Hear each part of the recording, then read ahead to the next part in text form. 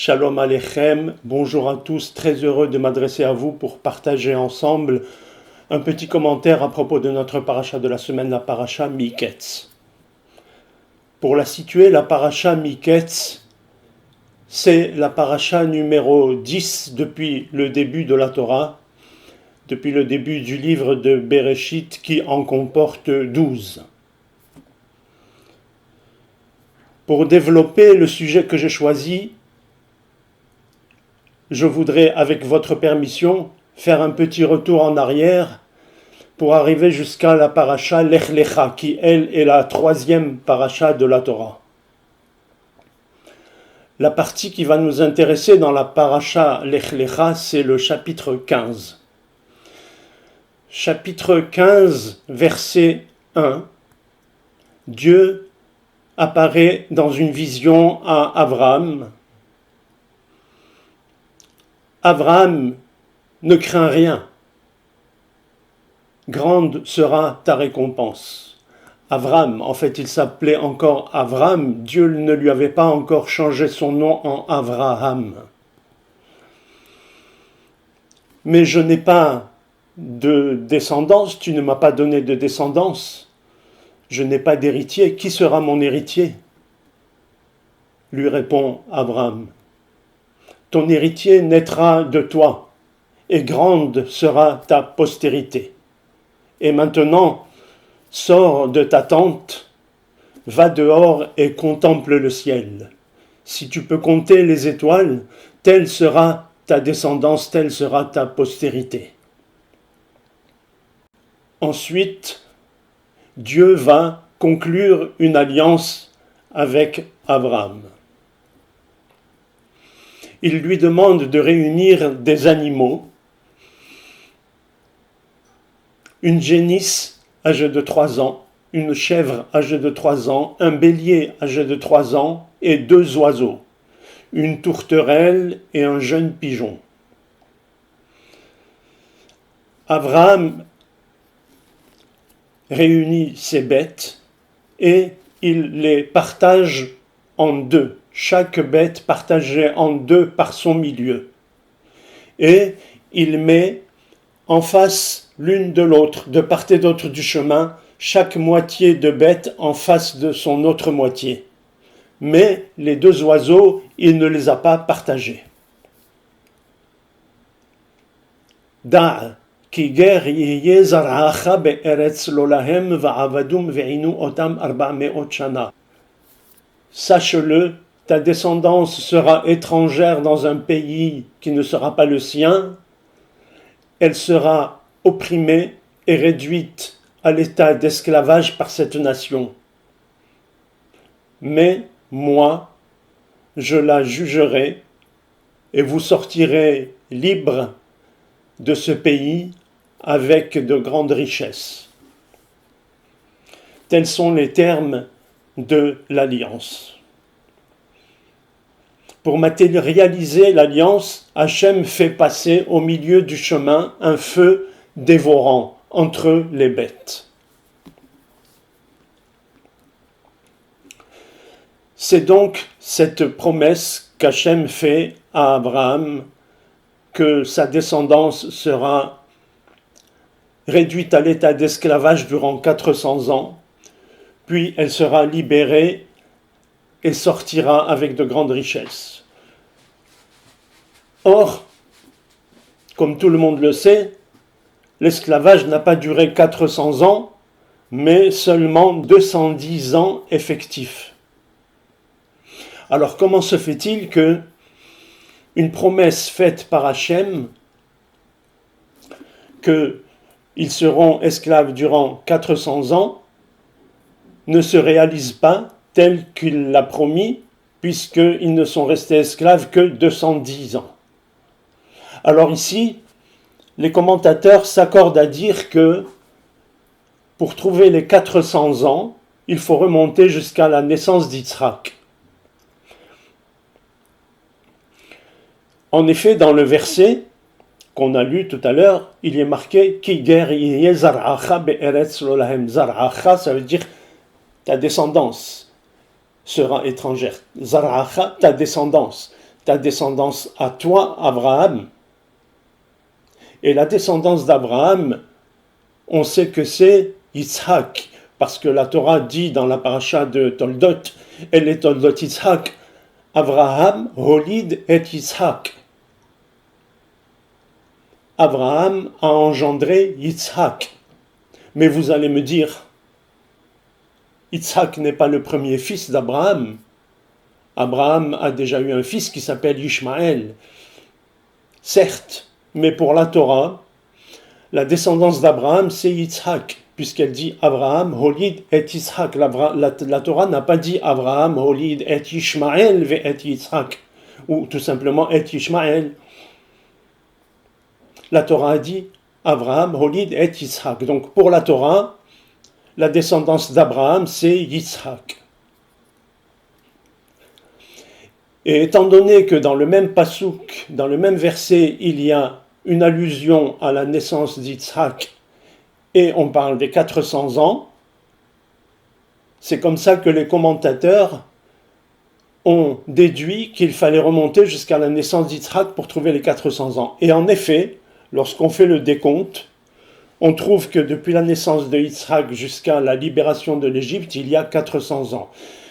Pour preuve, Abraham est né, lui, dans l'année 1948, depuis la création du monde. Nous savons que la libération de l'Égypte a eu lieu en 2448. Il y a donc 500 ans qui séparent la naissance d'Abraham de la libération de l'Égypte. Étant donné que Yitzhak est né lorsque Abraham avait 100 ans, donc depuis la naissance de Yitzhak jusqu'à la libération d'Égypte, il y a 400 ans. C'est un argument qu'ont avancé les commentateurs pour dire qu'il fallait remonter jusqu'à la naissance d'Yitzhak pour trouver les 400 ans. Mais il y en a d'autres. Et pour cela, nous allons revenir maintenant enfin à notre paracha de la semaine, la paracha Miketz.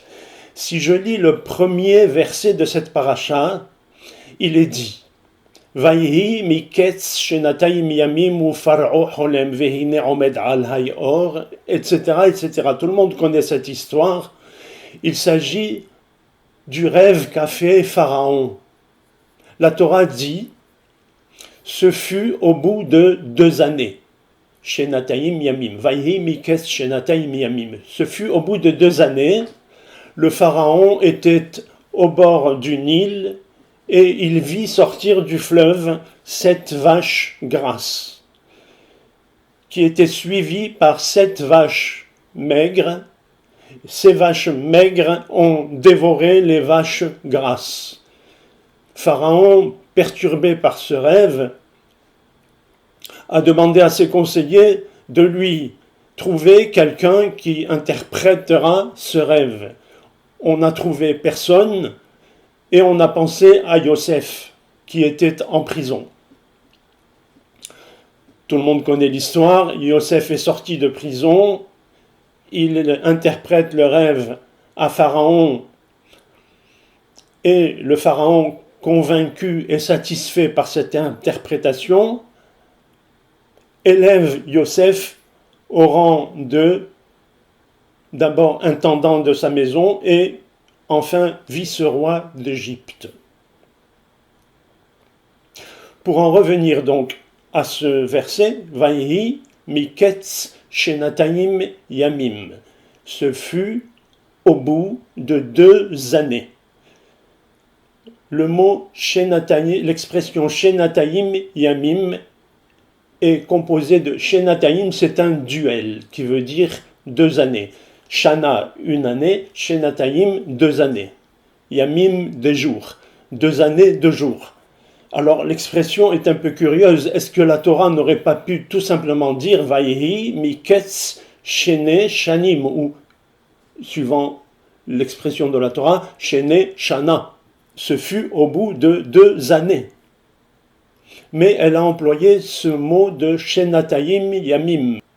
Et les commentateurs ont usé de cette expression pour dire que Shenatayim, on pouvait le lire dans un ordre différent et lire Tav Shanim. Tav, la lettre Tav a une valeur numérique de 400, Shanim, année, donc 400 ans. Voilà une allusion dans ce verset aux 400 ans. Ça, c'est un argument, il y en a d'autres. Toujours avec ce même premier verset de la paracha de Miketz, Vayhi Miketz Shenatayim Yamim. Miketz, le mot même, le nom de la paracha Miketz, est un mot qui en fait est composé de deux mots. Mi-ketz, la préposition mi, ça veut dire de, à partir de. Ketz veut dire le bout, l'extrémité, la fin F-I-N. Ces deux mots sont collés pour faire le mot mi-ketz. Mi-ketz, le mot ketz qui veut dire la fin, l'extrémité, le bout, est composé de deux lettres. Kouf, Tzadi. Kouf, valeur numérique 100, Tzadi, valeur numérique 90. Kouf, 100, c'est l'âge qu'avait Abraham lorsqu'il a donné naissance à Israël, et Tzadi, c'est l'âge qu'avait sa femme Sarah lorsqu'elle a mis au monde Yitzhak. Voilà encore une allusion à la naissance d'Yitzhak. Tout à l'heure, on a vu qu'avec Shenatayim, on avait une allusion aux 400 ans, et là, on voit que nous avons une allusion à la naissance d'Yitzhak. Encore un petit argument, toujours avec ce même mot mi-ketz, le mot ketz, donc comme on a dit tout à l'heure, valeur numérique kouf 100, tzadi 90, ketz.